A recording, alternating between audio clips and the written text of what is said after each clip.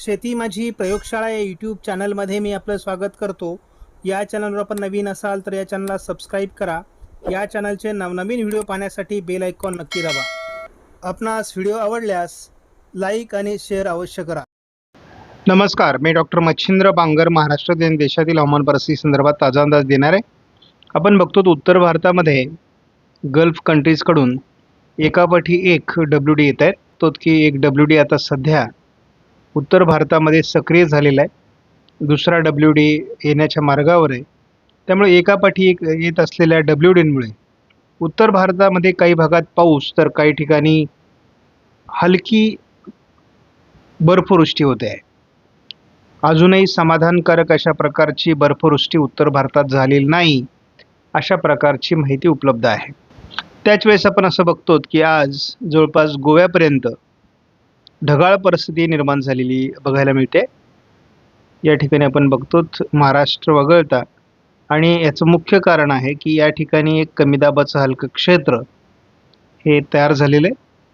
त्यामुळे ही ढगाळ परिस्थिती तयार झालेली आहे. आपण बघतो की उत्तर भारतामध्ये खास करून उत्तर प्रदेशमध्ये गंभीर अशी परिस्थिती निर्माण झालेली आहे. घनाकोरा म्हणजेच तीव्र धुक्यामुळे अनेक ॲक्सिडेंट त्या ठिकाणी झालेले आहेत. अनेक गाड्यांचं नुकसान झालेलं आहे, जीवितहानी झालेली आहे. त्यामुळे ही परिस्थिती तशी दिल्ली आणि उत्तर प्रदेश या भागामध्ये अधिक आहे. उद्या भारतीय हवामान खात्याने 19 तारखेला कुठे काय अलर्ट दिला याविषयी आपण थोडी माहिती घेत असतो. पंजाब आणि दिल्ली या ठिकाणी ऑरेंज अलर्ट आहे धुक्यासंदर्भातला.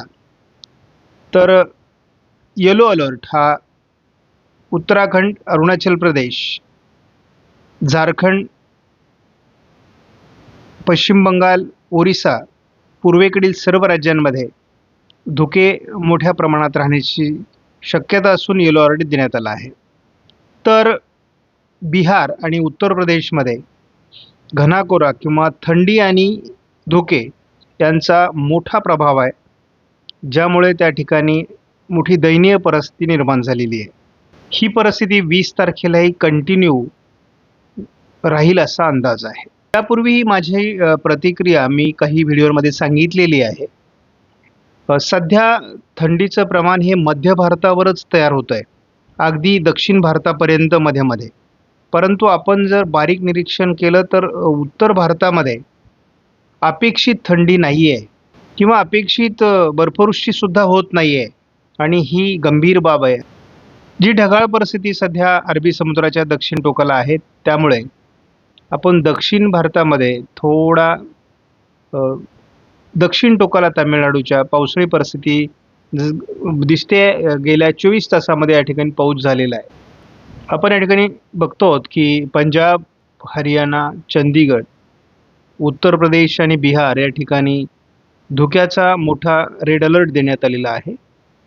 या ठिकाणी आपण बघतो की भारतीय हवामान खात्याने 4 टनचा अंदाज जाहीर केला आहे एक्सटेंडेड रेंज मॉडेल फोरकास्टचा, आणि साधारणपणे हा 18 डिसेंबरपासून 25 डिसेंबरपर्यंत उत्तर भारतात एखादा WD आणि दक्षिण भारतामध्ये काही विशेष वातावरण दाखवण्यात आलेलं नाही आहे.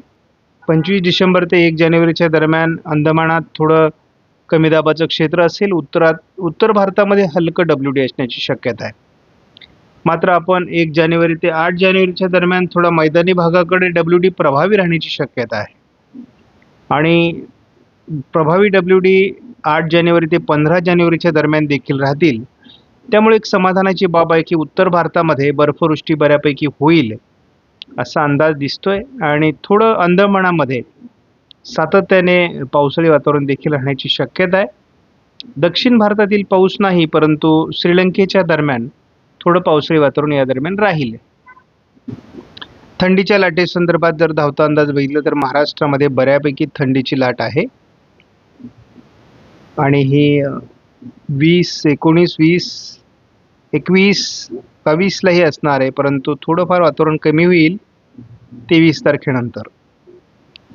24, 25, 26 म्हणजे 23 तारखेच्या पुढे महाराष्ट्रातील थंडीची लाट कमी होणं अपेक्षित आहे.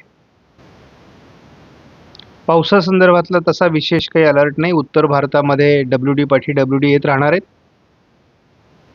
अंदमानात थोडं पावसाळी वातावरण असू शकतं. या पलीकडे पावसाचा अंदाज नाही. आपला अंदाज आता जवळपास 2 जानेवारीपर्यंत पोहोचतोय. थोडं राजस्थान, दिल्ली, पंजाब या ठिकाणी देखील हलकी गारपीट होऊ शकते आणि उत्तर भारतामध्ये बर्फवृष्टी होऊ शकते. केरळ आणि तामिळनाडूमध्ये दरम्यानच्या काळात पावसाचं वातावरण राहणं अपेक्षित आहे. बाकी विशेष वातावरण भारतामध्ये नाही आहे. गल्फ कंट्रीजकडून आपल्याला सध्या WD पाठी WD येताना दिसतात. इराक, इराण, अफगाणिस्तान, पाकिस्तानचा उत्तरेकडील भाग आणि उत्तर भारतामध्ये त्याचा प्रभाव पडतोय बऱ्यापैकी. जानेवारीपर्यंत तरी कमजोर अशा प्रकारचेच WD राहतील असा अंदाज आहे. WDचा खास प्रभाव हा जानेवारीमध्ये दिसतोय, परंतु सुरुवातीला तरी आपण असं बघतो की सध्या 20, 21, 22 चांगल्या प्रकारचं बर्फ आपल्याला या ठिकाणी उत्तर भारतात दिसणार आहे.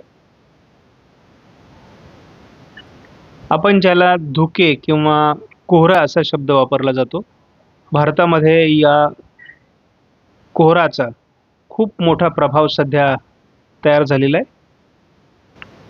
उत्तर भारतामध्ये बर्फवृष्टीसाठी अनुकूल वातावरण आहे. एकापाठी एक WD येत आहेत. काही ठिकाणी पाऊस तर काही ठिकाणी बर्फवृष्टी करतायत. परंतु तसं दरवर्षीच्या तुलनेत यावर्षी बर्फवृष्टी कमी होते असा अहवाल आहे, परंतु यामध्ये बदल होणं अपेक्षित आहे. महाराष्ट्रामध्ये पुढील जवळपास 3 ते 4 दिवस थंडीचं वातावरण राहणार आहे. 23 तारखेपर्यंत. 23 तारखेनंतर थंडीचा प्रभाव कमी होणार आहे, हे मात्र सर्वांनी लक्षात ठेवा. त्यामुळे कडाक्याची थंडीची लाट सध्या महाराष्ट्रामध्ये अस्तित्वात राहणार आहे. आपणास व्हिडिओमधील माहिती महत्त्वपूर्ण वाटल्यास लाईक करा, शेअर करा, चॅनलला सबस्क्राईब करा. धन्यवाद. जय हिंद, जय महाराष्ट्र, जय बळीराजा.